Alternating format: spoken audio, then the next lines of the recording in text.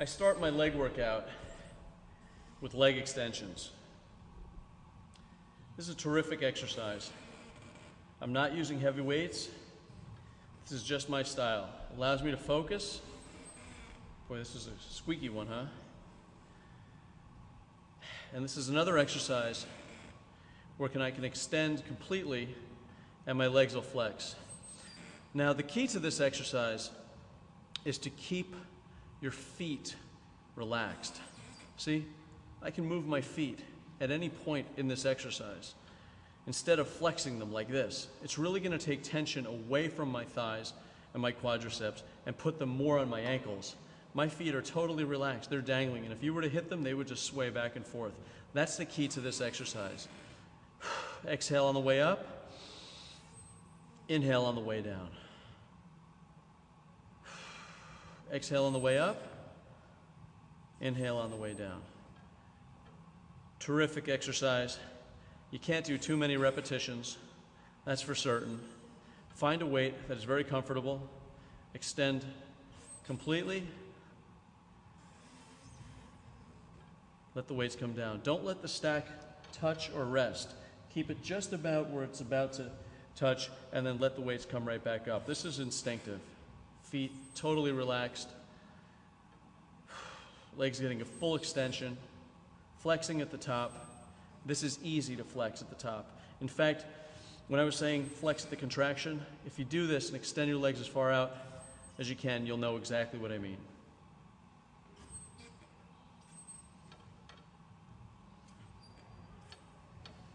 No mystery here.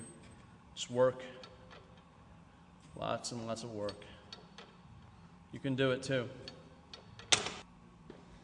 Okay, these are leg presses. I'm going to put my feet about shoulder width apart, my toes pointed slightly outward. What's really interesting about the leg press is that you can actually control what part of your leg you want it to work. If your feet are wider apart and your toes are pointed outward, the weight will travel this way and work the outside of your thighs. If your feet are closer together, the weight will travel more directly and work the inside of your thighs and this part of your quadricep. I like to go somewhere in between. As a matter of fact, you can put your feet anywhere you like, and in fact, you can switch them between different sets. But I'm going to put my feet about shoulder width apart. I'm going to release the weights so they come down. I'm going to keep my hands here. I always do, regardless how much weight I have on, sort of to brace myself. I'm not really going to push my thighs, but I'm actually going to just support my thighs. I'm going to let the weight come down nice and slowly until my feet make about a right angle.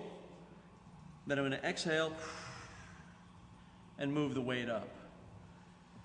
I'm trying to distribute all of the weight into my heels, keeping my toes totally relaxed. I can move my toes actually at any point in this movement. You'll find that when I push the weights up, my legs are not completely extended. I'll do one just to show you what that looks like. You don't want that to happen. Your knees stay bent, so the tension remains on your quadriceps. Inhale, exhale. Inhale, exhale. I always move the weights at this speed. Never let them drop. Move them down. Move them up. If you want to pause anywhere, pause on the way up. I'll show you what I mean. You can stop here, here, here, here. It's a terrific sensation to actually hold the weights with your thighs up there. Inhale, exhale. Inhale, exhale. To have a balanced physique, you actually have to do some heavier movements like this for your legs. I mean, you've seen folks who all they do is their biceps, shoulders, chest, and they look like light bulbs. I was making a joke that they should take all of the upper body equipment out of the gyms throughout the country for 6 months, let everybody's legs catch up, and then we'll let the boys all have their fun again. The legs are very important. Your upper body cannot grow. It cannot grow, it can't progress if the legs are neglected. It's all about balance. If your legs aren't strong, there's no way it can support a strong upper body. Okay, this exercise is for hamstrings. Most sophisticated gyms have it. It's a seated hamstring curl. And once you position yourself in the machine, you can really just kind of go with the flow. There are some real subtleties, though, that'll really make this exercise very effective. One is to have the brace part of the machine closer toward your body, not directly on your knee. That'll protect your knees. And the second part is to keep your feet very relaxed.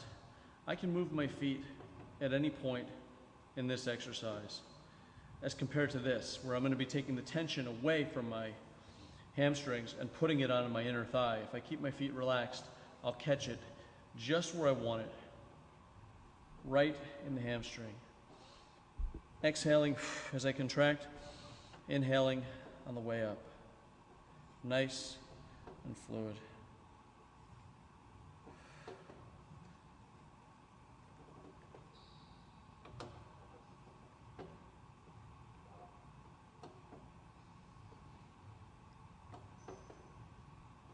The key to developing great calves is actually doing them. They are the most neglected body part you could ever imagine. If you want to get the outside of your calf, you would actually turn your toes inward, like this. And if you want to get the inside of your calf, you turn your toes outward. You'll know when enough's enough. The first set, do as many as you can. In the second set, it'll be grueling, but again, you'll attempt the same thing.